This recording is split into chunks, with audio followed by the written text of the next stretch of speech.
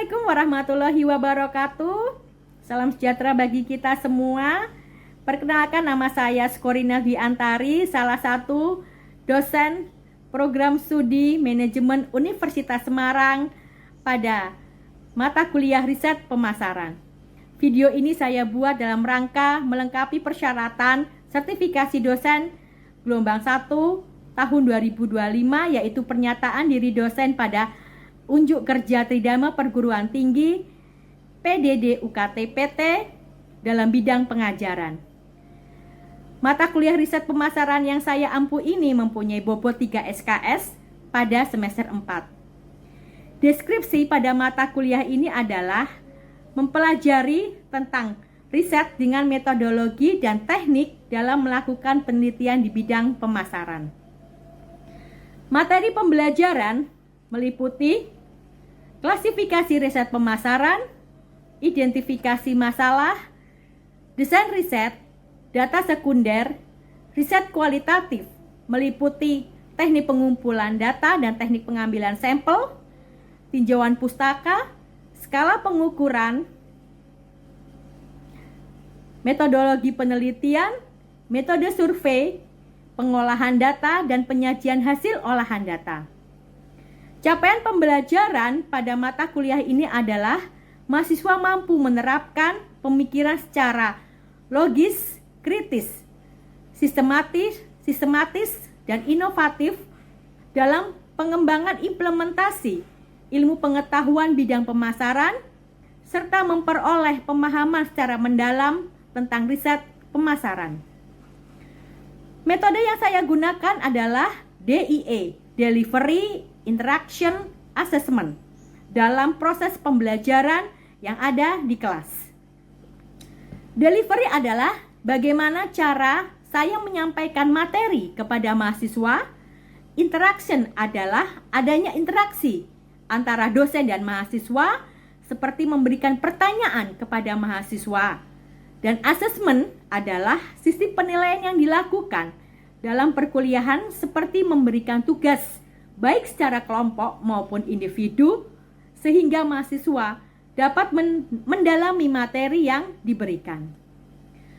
Penilaian yang saya lakukan di dalam kelas adalah partisipasi 10%, kuis 10%, tugas 10%, UTS 30%, dan UAS 40%. Berikut akan saya tampilkan cuplikan video pembelajaran secara luring dengan materi identifikasi masalah. Sore, rekan-rekan mahasiswa semua. Sore. Apa kabar semua? Baik. Alhamdulillah, kita bisa berkumpul kembali di sini, dan pada saat sore hari ini, ya, saya akan meneruskan materi yang kemarin. Ya, kita akan membahas materi tentang definisi atau identifikasi masalah riset pemasaran dalam mata kuliah riset pemasaran. Tujuan dari mengidentifikasi masalah adalah yang pertama, mengidentifikasi dan menjelaskan masalah dalam penelitian. Yang kedua, memformulasikan masalah riset pada situasi pemasaran yang diberikan, lalu menentukan arah, fokus, dan batasan penelitian. Kenapa memberikan fokus dan batasan penelitian? Supaya masalah yang nantinya si peneliti ini yang memberikan menjelaskan tentang masalah, dia tidak kemana-mana dalam artian ada batasan dalam penelitian, ada batasan masalah. Contoh misalkan kita mau mengidentifikasi masalah tentang fitur di Shopee. Nah, berarti si peneliti ini akan menjelaskan masalah khusus untuk Shopee. Dia tidak boleh menjelaskan masalah di Tokopedia, Blibli, atau Bukalapak, atau aplikasi yang lainnya. Jelas? Jelas. Masalah adalah problem, kesenjangan antara harapan dan kenyataan. Jelas. Yang namanya masalah di sini terkadang kita menemukan kesenjangan, perbedaan. Perbedaan dalam penelitian ini disebut research gap. Ya, perbedaan. Contoh misalkan peneliti terdahulu ya dengan peneliti sekarang berbeda. Hasil dari peneliti terdahulu, contoh misalkan pengaruh kepuasan konsumen terhadap loyalitas konsumen. Ya, pengaruhnya ada pengaruh yang positif, ada pengaruhnya. Itu yang dibilang oleh peneliti yang terdahulu. Tetapi peneliti yang sekarang berbunyi tidak ada pengaruhnya antara kepuasan konsumen dengan loyalitas konsumen. Nah, itu kan ada kesenjangannya, ada perbedaan antara peneliti yang terdahulu dengan peneliti yang sekarang. Nah, ini ya adanya kejadian fenomena di lapangan dan bisa gap, nah, perbedaan. Lalu identifikasi masalah. Identifikasi masalah adalah langkah awal yang harus dilakukan sebelum melakukan riset. Nanti pada saat Anda mengadakan skripsi, yang melakukan skripsi, Anda harus bisa mengidentifikasi masalah. Ya, mengidentifikasi masalah apa sebelum Anda melakukan atau membuat tujuan, membuat metode penelitian, Anda harus mengidentifikasi dulu, mendefinisikan masalah. Yang kedua, melakukan riset identifikasi masalah haruslah benar. Kenapa harus benar? Supaya nanti pada saat akhir Anda menemukan hasilnya itu sesuai dengan harapan. Harapan apa? Harapan yang ditujukan dan untuk peneliti, yaitu tujuan penelitian menjadi solusi. Anda skripsi nanti, misalkan ya menjelaskan atau meneliti tentang perusahaan, itu akan menjadi solusi bagi perusahaan tersebut. Maka dari itu melakukan identifikasi masalah haruslah benar. Contohnya misalkan sebuah perusahaan, dia ingin mengetahui bagaimana produknya ini bisa mencapai hasil yang terbaik. Dia ingin adakah masalah atau komplain dari konsumen. Setelah dia meneliti, ya ternyata ada komplainan konsumen, tetapi ternyata komplainan ini hanya sedikit. Nah, perusahaan tersebut gimana? Akhirnya perusahaan tersebut dia bisa ya membuat solusi. Oh, bagaimana caranya membuat solusi dari masalah si konsumen. Jadi harus benar.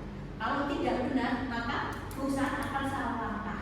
Ternyata tidak ada keluhan atau tidak ada komplainan konsumen sama sekali. Ya, ternyata produknya yang dijual ke konsumen itu baik-baik saja. Maka ya, perusahaan bisa salah langkah. Ya, bisa salah dalam mengambil keputusan. Jadi identifikasi masalah harus benar untuk mengambil keputusan. Ya, melakukan riset harus benar-benar jadi melihat permasalahan yang relevan dengan masalah yang ada, contohnya tadi. Lalu yang keempat, penentuan masalah merupakan tahapan yang utama dalam pelaksanaan penelitian. Nah, masalah penelitian. Pembahasan masalah penelitian berkaitan dengan yang pertama, penemuan masalah. Nah, meliputi identifikasi bidang masalah. Ya, jadi Anda jangan berpikir masalah itu masalah seperti perkelahian, tawuran. Tidak. Yang namanya masalah sudah saya dari awal jelaskan bahwa adanya perbedaan. Ya, seperti contohnya tadi perbedaan antara peneliti yang pertama sama peneliti yang kedua. Yang kedua adalah misalkan komplainan konsumen, keluhan konsumen itu masalah enggak? Ya, masalah ya.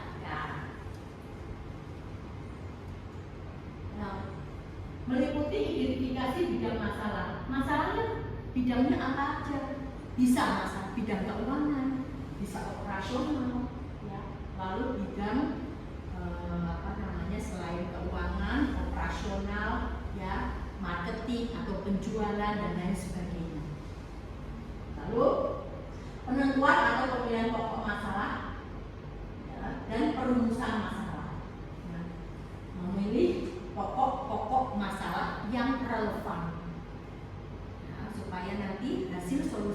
adalah hasil yang akurat. Yang kedua, tahap penemuan masalah adalah tahapan yang paling sulit dan paling penting karena berkaitan dengan strategi pemecahan masalah.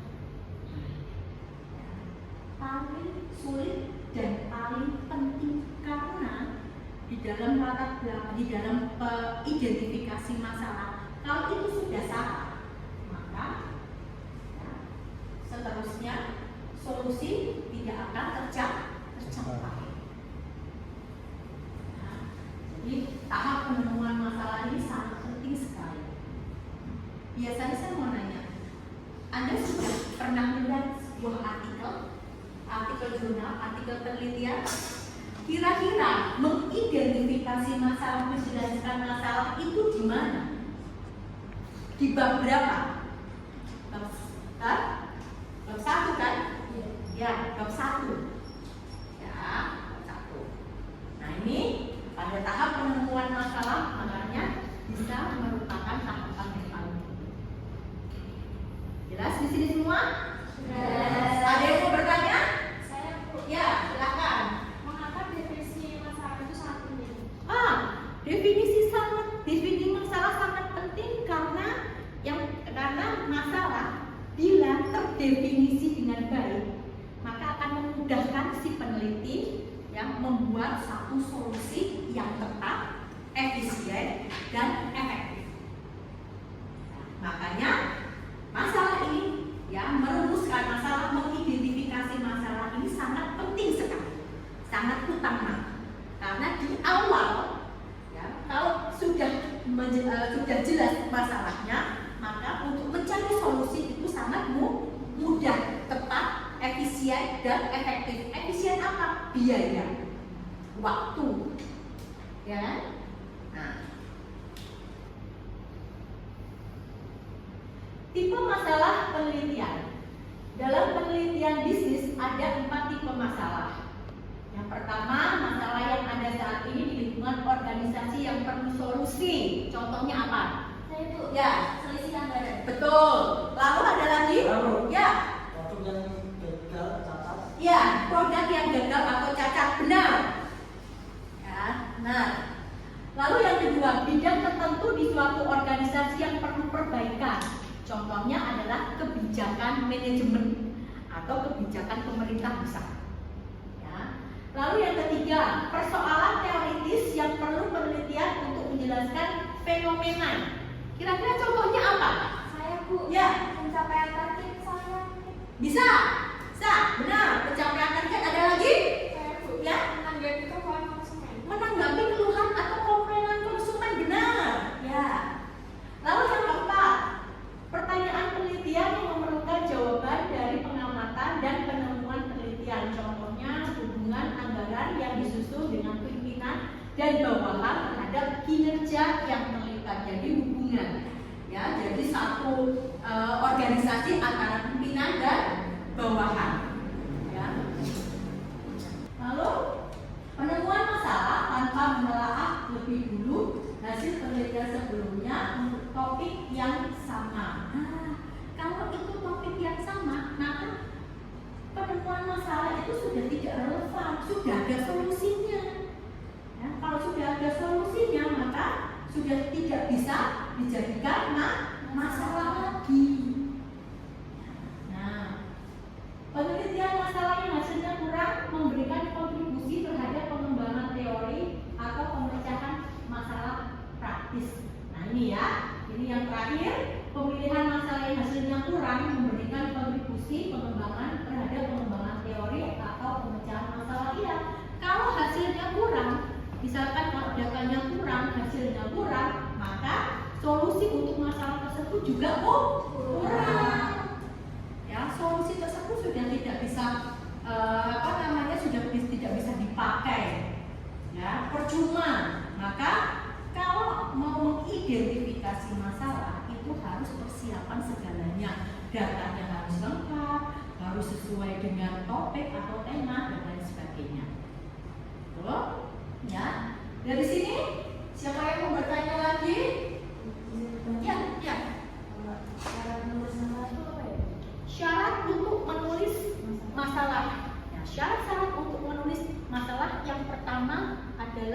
harus menggunakan tanda tanya. Ya, kan itu kalau rumusan masalah itu bagaimana, mengapa. Yang namanya bagaimana, mengapa, apa, pasti belakangnya ada tanda tanya. Yang kedua harus menulis masalah harus menarik dan topik yang up to date atau terbaru. Yang mengangkat masalah yang up to date atau yang terbaru. Contohnya saat ini mahasiswa mengeluh mungkin ya, atau mahasiswa susah mencari kos-kosan misalkan gitu ya. Karena di sana sini banjir, jadi mahasiswa mencari kos-kosan sangat susah. Gimana caranya mencari kos-kosan yang tidak banjir? Ya. Lalu yang ketiga harus informatif, Mbak. Ya, informatif itu kira-kira masalah yang saat ini sedang hangat-hangatnya dibicarakan. Ya, yang saat ini. Contohnya juga yang hangat-hangatnya sedang dibicarakan adanya perkelahian atau pertempuran antara Israel dan Iran dan Israel. Ya, Israel dan Iran. Ya, itu bisa ya. Itu mempengaruhi ekonomi ya. Ya, mempengaruhi ekonomi. Apalagi sekarang lagi hangat-hangatnya emas naik terus, ya kan? Bisa dianggap ada manajemen tentang emas, jual beli emas, ya. Jual beli emas sangat menguntungkan sekarang. Ya. Nah, itu ya Mbak, kira-kira yang informatif, yang jelas, yang relevan, ya, yang kira-kira up to date. Oke? Tuh, ya, ini penjelasan dari saya tentang riset pemasaran, dan nanti untuk terakhir Anda akan saya berikan tugas. Ini tugas Anda. Tugasnya yang pertama, apa yang dimaksud dengan kesenjangan dalam latar belakang penelitian. Yang kedua, menurut Anda, mengapa pada setiap penelitian selalu memiliki rumusan masalah. Lalu yang ketiga, carilah suatu penelitian dan kutiplah kalimat-kalimat yang menunjukkan adanya kesenjangan dalam penelitian tersebut. Jadi nanti kalau Anda mengerjakan tugas, ya, tugasnya bisa Anda kumpulkan seminggu lagi pada saat mata kuliah saya. Itu ya. Baik, kalau begitu saya akhiri saja untuk mata kuliah riset pemasaran hari ini, dan saya berterima kasih kepada mahasiswa semua yang sudah hadir, yang mengikuti mata kuliah saya di riset pemasaran. Semoga Anda semua selalu sehat, bahagia selalu, dan selamat sampai di rumah masing-masing. Selamat sore, salam sejahtera bagi kita semua. Demikian video singkat saya. Selamat siang, salam sejahtera bagi kita semua.